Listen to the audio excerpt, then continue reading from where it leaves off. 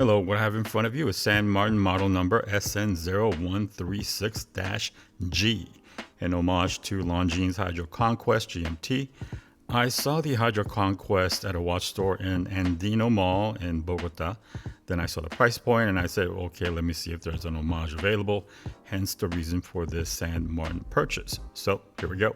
Okay, let's quickly go over the specs. We have a case diameter of 39 millimeters, but the bezel hangs out just a little bit further. So it's going to look like a 40 millimeter diver on your wrist. The dial diameter is the usual 28.5 millimeters on that 39 millimeter case. And the lug to lug is a compact 47 millimeters. Going to the side, the thickness comes in at 13.5 millimeters. But if you minus that slightly domed crystal, the case itself is 11.8 millimeters on my measurement. And the side also has a thick 6.9 millimeter screw down crown with water resistance of 200 meters. And inside driving the watch is the usual thick boy NH34 GMT movement. And all this comes in at a price point of $320 on a steel bracelet on the official San Martin website. Okay, so let's kick it off with the dial since this is a clomage. If you like the look of the Longines, then you're gonna like the look of this dial. There's no other way around it.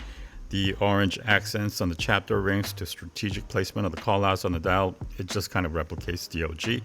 It has been done really, really well, so I think it's best to point out the difference that exists between the San Martin clomage and the Longines OG, rather than the similarity. First, the hands are different. Instead of the snowflake hands of the Longines, the San Martins is utilizing a straight baton hands, which I kind of prefer if I could be honest.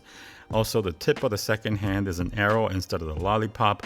And then the second hand on the San Martin extends out all the way to the edge where it almost looks like it's touching the edges. Additionally, the GMT hands on the San Martins are fully orange to distinguish itself against the minute and the hour hands instead of just on the tip like the OG Longines. And finally, the hour markers are stick with the exception of the 12 o'clock mark on the San Martin. And on the Longines, there is a circular hour marker for the 6 and the 9 o'clock. And I gotta be honest, man, I like the tweaks that San Martin has made on this particular clomage way more than the original. It's just a matter of preference. Obviously, it's very subjective, but the tweaks that San Martin has made on the design, I actually prefer it much more than the original. So what do I not like? Well, it's going to be that logo when it comes to San Martin, and it's always going to be that logo. This one is actually printed instead of applied, which makes it a little bit worse in my book because now I can see all the details of that alphabet swinger party that is happening inside that hexagon. So I just don't like the logo. It's a horrendous logo, and I will stand and I will not budge on that stance. Secondly, I would have preferred that they kept the day and the nighttime color difference in the chapter rings.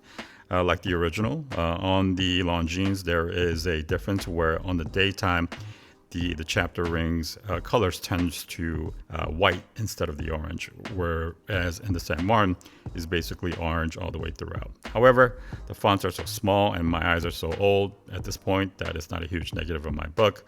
Overall, I think San Martin has done a good job of not only replicating the dial, but tweaking it and enhancing it a little bit to fit the modern aesthetics. And I really, really like it. So in the future, I really hope that San Martin goes on to tweak the goddamn logo.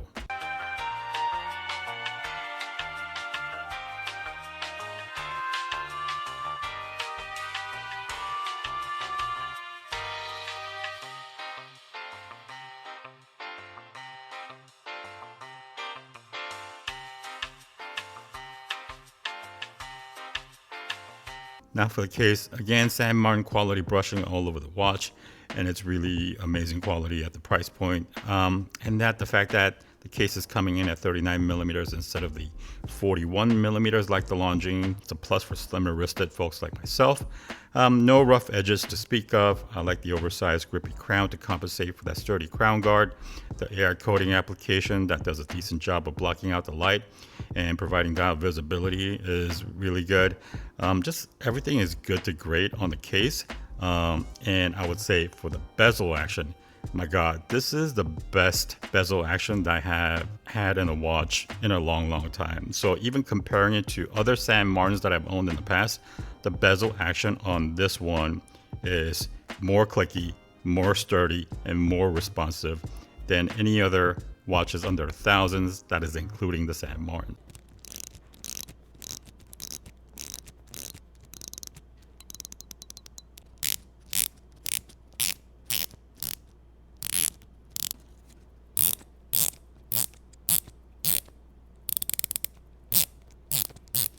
So again, there's really nothing negative to say about the case. I don't want to be negative just for the sake of being negative.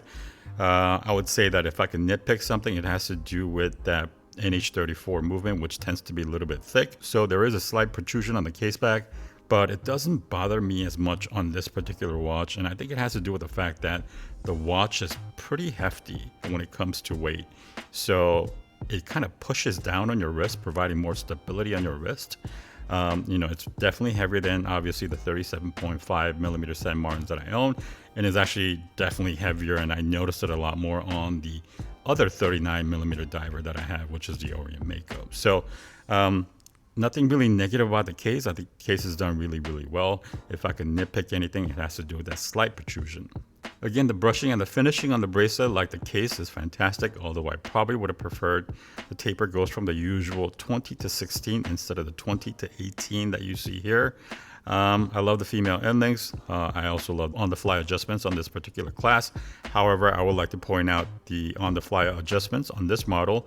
I think this is an older model, so it works really well, but it has a different feeling than the newer one. So the newer one, the on-the-fly adjustments on the newer model tends to be a lot more glidey. I don't think that's a word, but I'm going to use it. Whereas this one feels a bit more clicky. So both of them work really well. I guess it really depends on your preference. I prefer the newer, smoother on-the-fly adjustments, but again, both of them work really well. And I use the function quite a bit on this model as well as the newer San Martins. I think you know that I'm going to recommend this watch if you made it all the way to the end, because it tweaks all the right things from the original from a design perspective. Again, it's subjective, but for me, it does all the right things. And because it's an homage, it compensates for the biggest weakness on recent releases from San Martin, which is design. The recent releases from San Martin, as it started to deviate away from homage to more original designs, has been, I would say, lackluster. But because this is an homage, copying something from Longines, it basically overrides that weakness. So if you're going to get it with a bracelet version. Pay a little bit more, because with the bracelet version, you could always swap it out for a strap, but you won't be able to do the other way. So I got other San Martins coming in to continue the San Martin marathon. Subscribe and all that stuff if you like the video, and peace.